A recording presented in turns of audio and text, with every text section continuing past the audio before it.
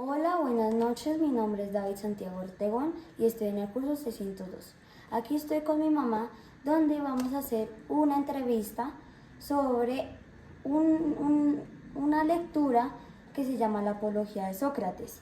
Y le voy a hacer unas preguntas para que ella la responda a base de la lectura. Primera pregunta: ¿cuáles son las acusaciones que le hacían a Sócrates? Bueno, son tres acusaciones. La primera es que él no creía en las divinidades.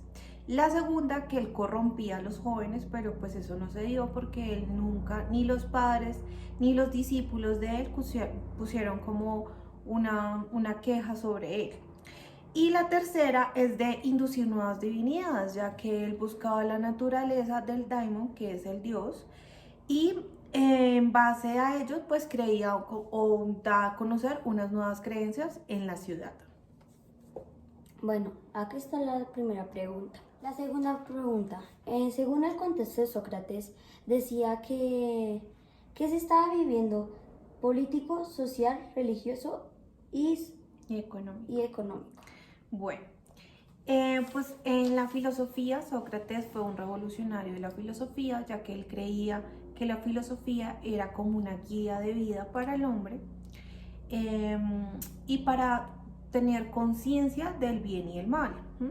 En cuanto a la economía, pues Sócrates era un hombre muy pobre que realmente siempre tuvo muchos problemas con la esposa porque pues a él no le parecía que él debería cobrar todos los conocimientos que de pronto le podía ofrecer a todos sus discípulos. Por lo tanto, pues él no tenía economía. En cuanto a lo religioso, pues él simplemente buscaba como la naturaleza de otras divinidades y el conocimiento de varias personas. Por eso fue que fue a los poetas y fue a otras diferentes cosas cuando él decía que a pesar de que él decía que, o los discípulos decían que él sabía mucho, pues en realidad él no sabía nada. Entonces por eso sale el famoso dicho que dice, solo sé que nada sé. Estás en lo cierto. Pues, pues ahí no veo ningún problema en tus dos siguientes respuestas que tienes aquí. Y vamos para la tercera. Tercera pregunta: ¿qué intereses estaban defendiendo los que los acusaban? Bueno, pues es que lo que pasa es que la población ateniense veía con malos ojos que él se estuviera por las calles deambulando de lado a lado, y también veía con malos ojos que él estuviera o bueno, como enseñándole a los jóvenes las nuevas creencias que de pronto ya tenían tradición. Y pues como eso era como una ciudad muy antigua, pues siempre tenían como ciertas creencias sobre los dioses. Por lo tanto, ellos veían con malos ojos a Sócrates, pero Sócrates lo único que quería era saber la verdad de las cosas y poderse cuestionar todas las cosas sin tener como o tener las creencias tradicionales que todos decían. Ese fue el único error que tuvo Sócrates en realidad frente a su comunidad. Está bien. Cuarta pregunta: ¿Sócrates fue cobarde o valiente? ¿Se quedó en Atenas o vivió el destierro? Bueno, pues Sócrates a mi percepción fue muy valiente porque él siempre sostuvo la verdad, y a pesar de que todo el mundo lo acusó, él sostuvo y se mantuvo en esa verdad.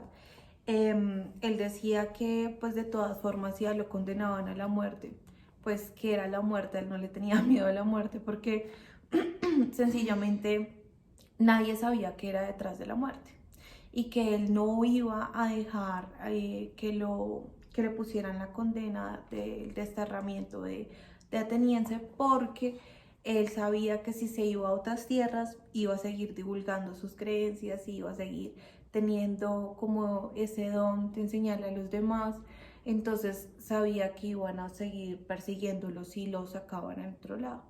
Entonces él, digamos que en el juicio nunca lloró, nunca suplicó, porque él sabía perfectamente que todo lo que él estaba haciendo lo estaba haciendo bien, y que realmente los que los juzgaron son personas incrédulas. Y él también decía en un pedazo de la lectura que cuando él estuviera en la muerte, ojalá los que fueron los jueces de él, de su condena, no se pagaran en el infierno. Entonces, realmente a mí me parece muy, muy valiente porque prefirió la muerte antes de tener de pronto otra condena o pagar también, porque había otra opción de que él pudiera pagar para que no lo mataran. Pero, Pero pues él primero que pues no tenía plata porque pues nunca le cobraba a sus discípulos ni trabajaba ni nada, simplemente él se la pasaba divulgando de lado a lado. Entonces él no tenía como la forma económica de poder pagar, pero pues tampoco se quería ir de ateniense porque él se quería morir y diciendo la verdad, lo que él sabía. y una pregunta. ¿Tú sabes si lo hubieran hecho a cadena de muerte? ¿Tú sabes qué métodos lo hubieran matado?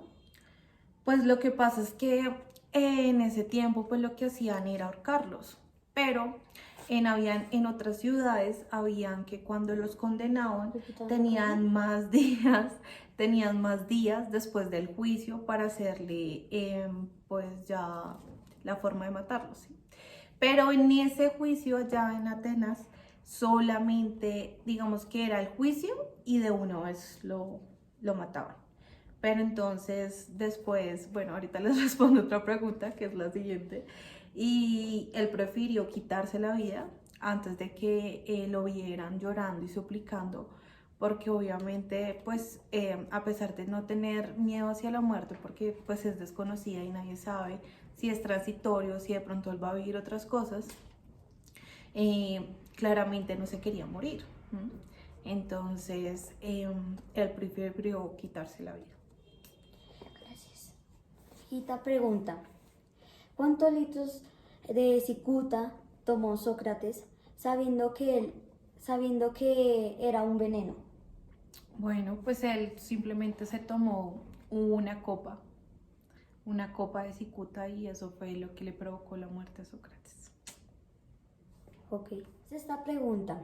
¿Qué consejos recibió su querida esposa llamada Santipa? Bueno, muy querida no era, porque en realidad tenía muy mala Muy relación con rabiosa, ¿cierto? Como Sócrates. rabiosa. Muy, muy mala relación porque ella pues precisamente, ella pues no quería lujos, ¿sí? Pero pues sí quería por lo menos que tuvieran un plato de comida para sus 3 hijos que tenía con Sócrates. Entonces la relación entre Sócrates y Santipa era súper mala.